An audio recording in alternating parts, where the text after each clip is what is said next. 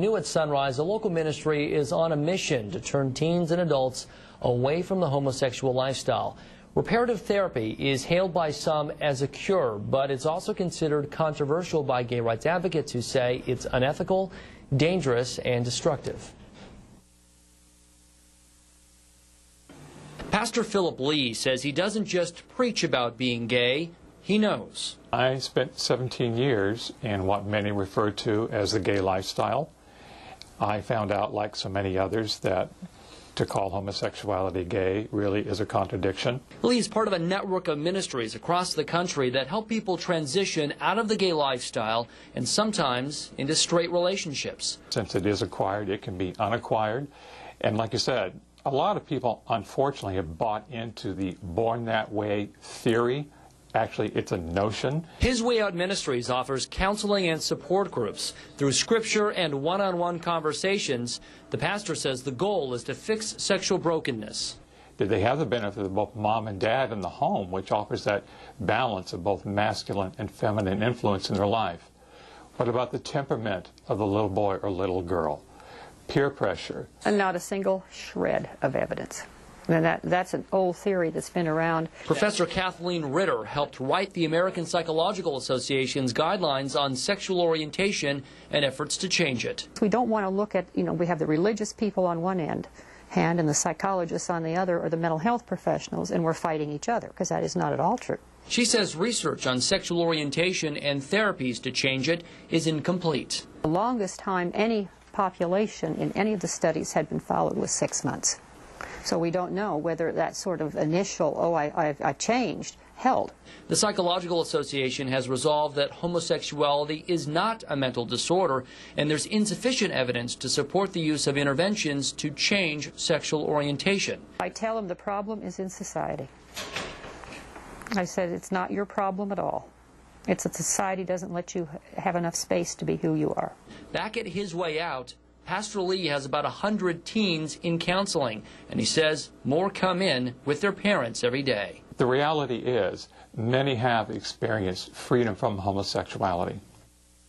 All right, 17 newsmakers now. This is the topic of our 17 feedback question this morning. We got a lot to cover, a lot of ground here. We're asking you, have been all morning long, do you believe people can transition out of homosexuality as this ministry works on doing? And here's how people are weighing in with more than 100 emails this morning, close to 150 actually, calls I should say, 150 calls. It's almost evenly split, 50-50 down the middle. People saying, yes, you do believe people can transition out of homosexuality. 50% saying, no, they cannot. Also getting a lot of emails in feedback this morning, people who are writing, this one from Destiny, I believe it might be hereditary, but mostly I blame society and the media. Kids think it's cool or do it for attention. Got another email this morning, I believe, Tara writing, of course people can transition out of being gay. I have seen several people transition to becoming gay. Unfortunately, the hype of being born gay has not been proven, and since society has recently accepted gay and lesbian behavior, many people transition into being gay because it is so widely accepted now. All right, those are just two of the emails we received this morning. I want to get some feedback now this morning from Whitney Weddell, a local gay rights advocate and organizer. Whitney joins us in our newsroom this morning. Good morning to you. Good morning. So what is your reaction to that feedback and the emails we just saw? The feedback, the story, I mean, there are so many things wrong, it's hard to know where to start. The assumption that being gay is a choice is the one that we have to absolutely overcome, especially among children. Who in their right mind would choose to become one of the most hated people in society? And well-meaning evangelicals have for centuries done all kinds of damaging things in American history, and despite the fact that they claim to support the Constitution, the facts are it's their way or the highway. Well-meaning evangelicals kidnapped Native American children and took them to English schools where they forced them to wear American clothing and took away their culture, but they couldn't stop them from being Native Americans. For years in schools, people were forced to try to not be left-handed. And we know now that these are just, diverse ways of being absolutely normal, and we look back on those days and say we wonder how that could happen. And yet it's happening every day to gay and lesbian people. And these 100 kids in Bakersfield who are going through this therapy, he talks about they come in with their parents, and I wonder how many of them are dragged in by their parents who are forcing them to accept this therapy that is really just a waste of time. And Whitney, let's talk about that, because it really does come to a moral, ethical, and perhaps even a religious issue for a lot of folks. If somebody's struggling with this religiously and morally, what's wrong with them going to a pastor like this and seeking out that help? There's nothing wrong with seeking out assistance with the things that you believe. The difficulty is that if you read the fine print of many of these reparative therapies, they don't say that they're going to cure you or that you're going to stop being gay. They say they're going to help you essentially suppress your innate feelings. And suppressing normal feelings, suppressing who you are, is dangerous. And it's a bad thing to have happen to any person. It creates depression, it creates suicide, it results in that kind of self-loathing that cannot possibly be good for a person.